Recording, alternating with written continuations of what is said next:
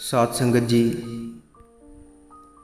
आज की साखी है कि हम में से कुछ सत्संगी लोगों की ये शिकायत रहती है कि हमारी किस्मत ही खराब है, हमारी किस्मत में यह लिखा ही नहीं है, हमारी किस्मत ही अच्छी नहीं है, जिसके कारण हमसे कोई भी काम ढंग से नहीं हो पाता। और अगर हम कोई काम करते हैं तो उसका फल हमें उतना नहीं मिल पाता जितनी की हमें उम्मीद होती है। हम मेहनत ज़्यादा करते हैं और हमें फल कम मिलता है। और साथ संगत जी, अगर बात भजन बंदगी की आए और रूहानियत की आए, तब भी हम यही बात कहते हैं कि हमारी किस्मत में मालिक की भजन बंदगी लिखी ही नहीं है। क्योंकि अगर लिखी होती तो मालिक ने खुद करवा लेनी थी। इसी के कारण हमसे मालिक की भजन बंदगी नहीं होती और हम तरह तरह के बहाने बनाने लगते हैं और कहते हैं कि इस समय मालिक की भजन बंदगी नहीं की जा सकती, क्योंकि अब घोर कलयुग चल रहा है, माया का बहुत गहरा प्रभाव पड़ रहा है। काल ने सभी को माया की मीठी नींद सुला रखा है और उसका बहुत जोर चल रहा है, जिसके कारण अभ्यासी से भजन बंदगी नहीं हो पाती। तो साथ संगत जी, हम में से कुछ ऐसे सत्संगी हैं जो काल को आगे रखकर भजन बंदगी करने से बचते हैं, तरह तरह के बहाने बना देते हैं। तो इसी विषय पर एक बार सत्संगकर्ता जी ने सत्संग में फरमाया था कि अब तो हम बड़ी आसानी से कह देते हैं कि काल का बहुत जोर है, इसलिए हमसे भजन बंदगी नहीं होती। लेकिन जरा विचार कीजिए, जब सतगुरु नानक का समय था तब कितना अत्याचार लोगों पर होता था, कितना भेदभाव होता था। जब कबीर जी का समय था तब भी लोगों पर अत्याचार होता था, क्योंकि इस बात के गवाह खुद संत महात्मा हैं, जिनको बार बार राज दरबार में राजा के सामने पेश होना पड़ता था। जैसे कि सतगुरु नानक को बाबर ने जेल में डाल दिया, संत कबीर जी को उस समय एक धनवान सेठ ने भला बुरा कहा और उन्हें परेशान किया। तो हमारे संत महात्माओं के साथ उस समय क्या क्या नहीं हुआ।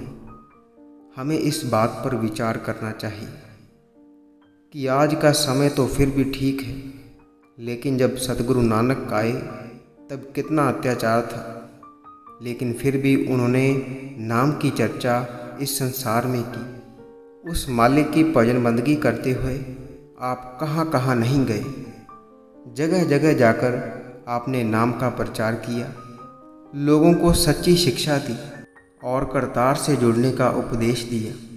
और उस समय दौरान आपको क्या क्या नहीं सहन करना पड़ा। जब आप बगदाद गए तो वहाँ पर कुछ लोगों ने आपको खाई में गिरा दिया, लेकिन आप वहाँ से भी बाहर आ गए और आपने फिर नाम का प्रचार करना शुरू कर दिया। और कुछ लोगों ने आपको बगदाद में पत्थर भी मारे, लेकिन आप नहीं रुके, आप मालिक के हुक्म से आगे बढ़ते रहे। तो साथ संगत जी, हमें इस बात पर विचार करना चाहिए कि आज का समय तो फिर भी ठीक है, लेकिन जो हमारे संत महात्माओं का समय था वह कितना कठिन रहा होगा। और जब हम समय को खराब बताते हुए भजन बंदगी करने से बचते हैं तो उसमें कमी हमारी तरफ से ही है। क्योंकि अगर हम अपने सतगुरु के उपदेश को मानकर नाम की कमाई करें तो हमारा मिलाप उस परम पिता परमात्मा से हो सकता है, जो कि हमारे बहुत नज़दीक है।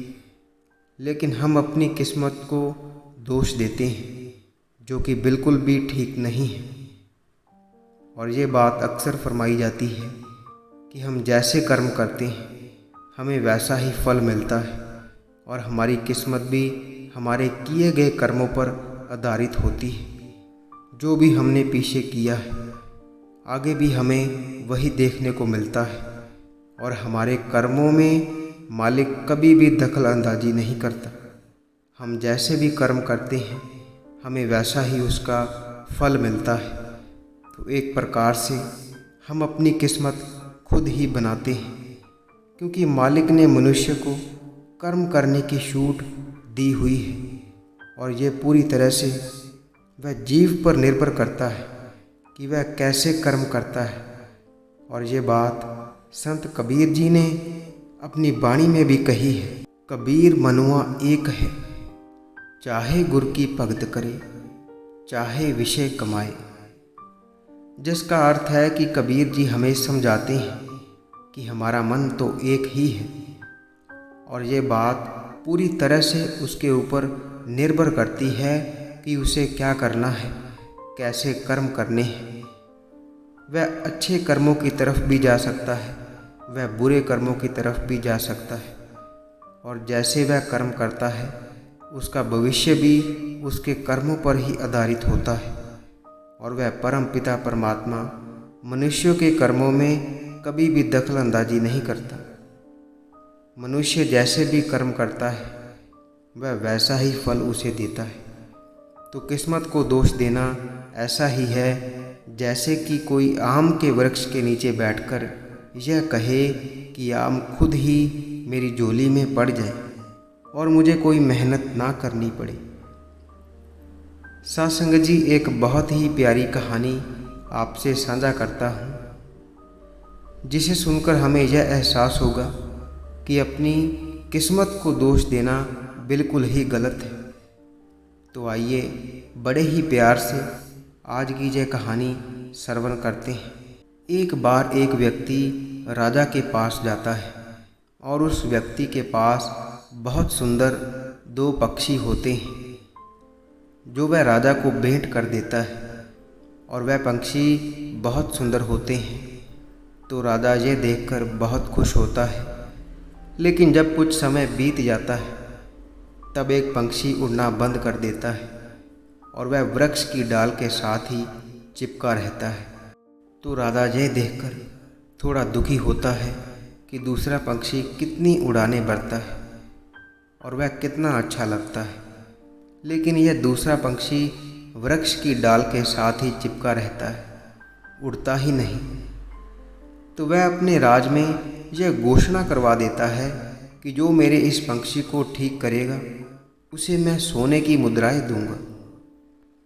तो बहुत लोग उसके राज दरबार में इकट्ठे हो जाते हैं और हर कोई राजा के उस पक्षी को उड़ाने की कोशिश करता है, लेकिन किसी से भी कोई बात नहीं बनती। सभी अपना अपना प्रयास कर वहाँ से चले जाते हैं, लेकिन वह पक्षी नहीं उड़ता। और फिर प्रजा में से एक बुजुर्ग राजा से अपील करते हैं कि मैं आपके इस पक्षी को उड़ाने का एक प्रयास करना चाहता हूँ। तो राजा उन्हें इसकी इजाज़त दे देता है। तो जब उन्हें इजाज़त मिल जाती है तो उसके बाद वह पक्षी को एक पल में उड़ा देते हैं और ये देखकर सभी हैरान हो जाते हैं कि यहाँ पर इतने बड़े बड़े लोग आए थे, इतने बड़े बड़े वैद्य यहाँ पर इकट्ठे हुए थे जो इस पक्षी को नहीं उड़ा पाए और एक साधारण से बुजुर्ग ने इसको उड़ा दिया। तो राजा ये देखकर थोड़ा अचंभित हो जाता है कि यह कैसे हो गया। तो वह उस बुजुर्ग से कहता है कि आपने ये कैसे किया, जबकि मुझे लग रहा था कि ऐसा हो पाना असंभव है। तो वह बुजुर्ग मुस्कुराते हुए राजा से कहते हैं कि यह कोई बड़ा काम नहीं था। मैंने देखा कि यह पक्षी उस डाल के साथ चिपका पड़ा है, तो मैंने उस डाल को ही काट दिया और फिर इसके पास उड़ने के अलावा और दूसरा कोई चारा नहीं बचा, इसलिए इसे उड़ना पड़ा, उड़ाने भरनी पड़ी। तो अब यह उड़ रहा है। तो उस बुजुर्ग की ये बात सुनकर राजा को भी इसका बोध हो जाता है और वह उस बुजुर्ग का धन्यवाद करता है। तो साथ संगत जी, कहीं हम भी उस पक्षी की तरह तो नहीं रह गए, कहीं हम भी उस पक्षी की तरह एक डाल के साथ तो नहीं चिपक गए। जबकि हमारे पास उड़ानें भरने के लिए बहुत बड़ा आसमान है, लेकिन हम फिर भी तरक्की हासिल नहीं कर पाते और ना करने के बहाने ढूंढते रहते हैं। तो हमें भी इस कहानी से यही प्रेरणा लेनी चाहिए कि हमें बिना रुके निरंतर प्रयास करते जाना है, और जब हम निरंतर प्रयास करते जाएंगे, एक ना एक दिन मालिक की कृपा अवश्य होगी। क्योंकि अगर जीव मेहनती हो तो मालिक उसे वह भी दे देता है जो उसकी किस्मत में नहीं होता। इतनी कृपा वह मालिक उस जीव पर कर देता है जो निरंतर प्रयास करता रहता है, मेहनत करता रहता है, क्योंकि और उसके पास कोई उपाय नहीं रह जाता। साथ संगत जी, इसी के साथ हम आपसे इजाज़त लेते हैं। आगे मिलेंगे एक ऐसी ही रूहानी साखी के साथ। अगर आपको ये साखी अच्छी लगी हो तो इसे और संगत के साथ शेयर ज़रूर कीजिए, ताकि यह संदेश गुरु के हर प्रेमी सत्संगी के पास पहुंच सके। और अगर आप इस चैनल पर नए हो तो चैनल को सब्सक्राइब ज़रूर कर लीजिए और साथ ही बेल आइकन पर भी प्रेस ज़रूर कीजिए, ताकि हम जैसे ही नई साखी अपलोड करेंगे उसकी नोटिफिकेशन आप तक पहुंच जाया करेगी। और अगर आप रूहानी साखियाँ पढ़ना पसंद करते हैं तो आप हमारी वेबसाइट www.santwachan.com पर जाकर पढ़ सकते हैं, जिसका लिंक वीडियो के डिस्क्रिप्शन में दिया हुआ है।